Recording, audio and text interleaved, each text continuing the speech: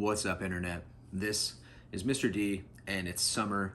I've been watching a lot of movies, and with all this free time, I thought, you know what? Let's start making some content again. So, today we're starting with my top 5 favorite movies of 2025 so far.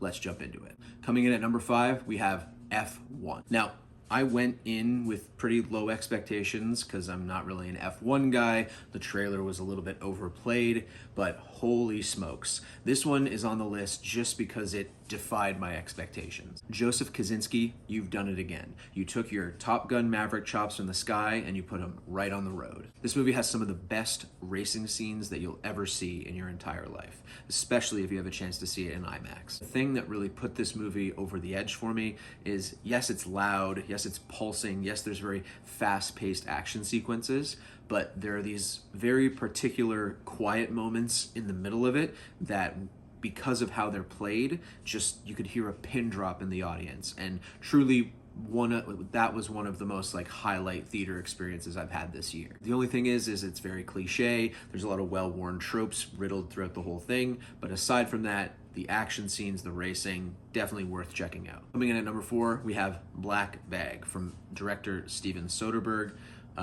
This movie, if you can find it on streaming, definitely worth your time. Don't go in expecting loud explosions, action scenes, really epic climaxes. This is a very well-crafted slow burn that when you're locked in, it just really pays off by the end of the movie. If higher-ups at the agency sort of playing with all the pawns on the chessboard, it's just a really cool setup for a movie, and you have Michael Fassbender, Cate Blanchett, a really wonderful supporting cast of their co-workers, friends, what have you, and to see how these characters sort of interact is the best part of this one. So a bit underseen, but check it out if you can. Black Bag. Coming in at number 3, we have Final Destination Bloodline. I think we can all say that this was the surprise hit of the year. It's made so much money, critics really like it, and for a franchise that a lot of people have thought was dead, Final Destination Bloodlines just, I don't know how it managed to do what it did. After watching Bloodlines, I went back and watched Final Destinations 1 through 5, 2 mixed results, and then I watched Bloodlines again. And it's safe to say, this 6th entry into a horror franchise frickin' slaps. The kills are amazing. The thing that really separates it is just the sort of filmmaking craft, the sound design. It really feels like there was a confident hand behind the filmmaking. Definitely check it out. This one's worth your time. As number 2, we have Sinners. Certified classic. Definitely going to be in the conversations come Oscar season. There are so many different elements to talk about with this movie, but for me, the thing that stuck out was just how this movie played with music itself. First is Miles Canton, who plays Sammy.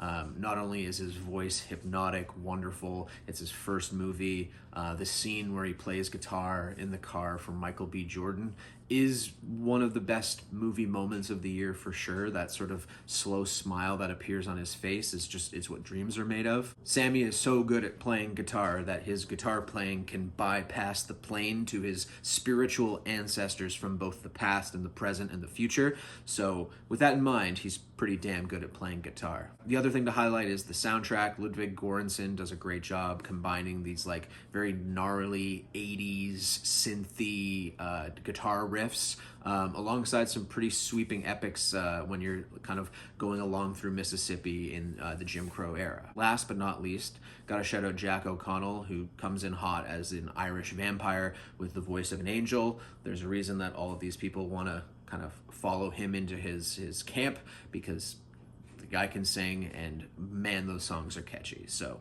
it's on Crave now. Sinners, just go watch it. And last but not least, number 1 movie of 2025 so far, we have 28 Years Later. I feel like I'm a bit biased because in 2023, I watched every single Danny Boyle movie because of another podcast that I listened to. Shout out Blank Check. To have Alex Garland and Danny Boyle back on a project together just filled my heart with so much joy. There's a lot to talk about. There's the riveting chase sequences through the forest, the sort of fast zombies that Danny Boyle created in 28 Days Later coming into full effect in this one. We have this really unique action filmmaking style with the turning camera, the slow motion. It can maybe seem a bit cheesy, but it's not used all the time, and I think when it does, it pays off dividends. And then finally, there's this insane emotional heel turn that happens halfway through the movie that you don't really see coming, and because of the brilliance of Jodie Comer, Ray Fiennes, and Alfie Williams, who plays the young boy Spike, that part of the movie really like brings a tear to your eye in the middle of this apocalyptic zombie thriller. The last thing I want to highlight is Danny Boyle knows how to make and craft these images that leave an impression on you, whether it's the domineering bone temple or that really long causeway that separates community and civilization with this like isolated wilderness.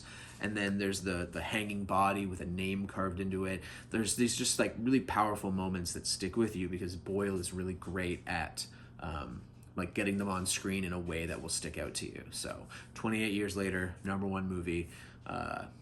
Thanks for watching.